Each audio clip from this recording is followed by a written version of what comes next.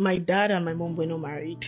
My dad had a family, he had a son, and my mom just came out from a divorce, and she had been trying to have children. So every time she would get pregnant, she would miscarry. And she met my dad. They hung out one time and she got pregnant and she didn't miscarry. She knew in her heart that even though this child didn't come from a relationship that I am proud of, I want to do the right thing and I want to give this child to God. I was in class one day when somebody called me and told me that my dad was around. My dad had never come to see me before. It was the happiest day of my life. He said he wanted to take a walk with me. So we're taking a walk in the school. 10 minutes later, my dad says he wants to leave.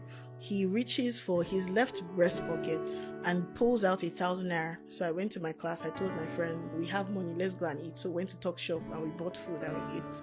And I used the remaining money to call my mom. My mom goes, did your dad come to see you? I said, yes. How did you know? Did he give you 1,000 naira? Yes. How did you know? My mom starts to cry and she says, so this man just wants my labor to be in vain. And I froze because I didn't understand what was going on. The next thing my mom says, go and get sick exit. You're leaving school tomorrow. You have to come to church. And then the pastor said, the money they gave you, do you still have it? I said, no. You spent it. You don't have any? I said, no, I don't have anything.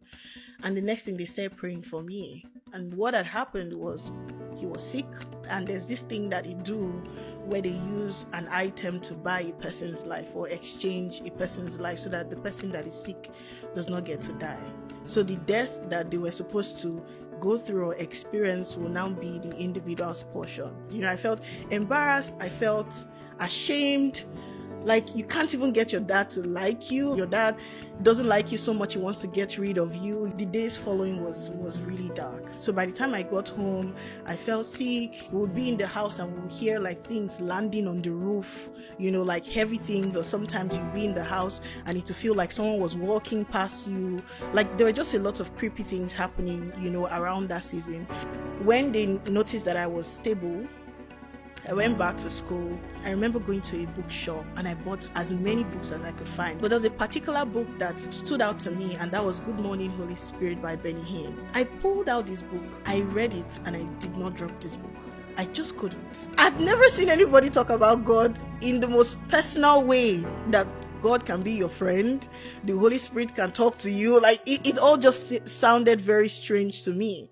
So when I read the book with this innocence, I went on my knees and I said, Holy Spirit, if you are real, I want to be your friend. Before the words could even come out from my mouth, there was like a wind in my room. I'm on my knees. I'm singing a song I've never sang before. I've never heard this song before.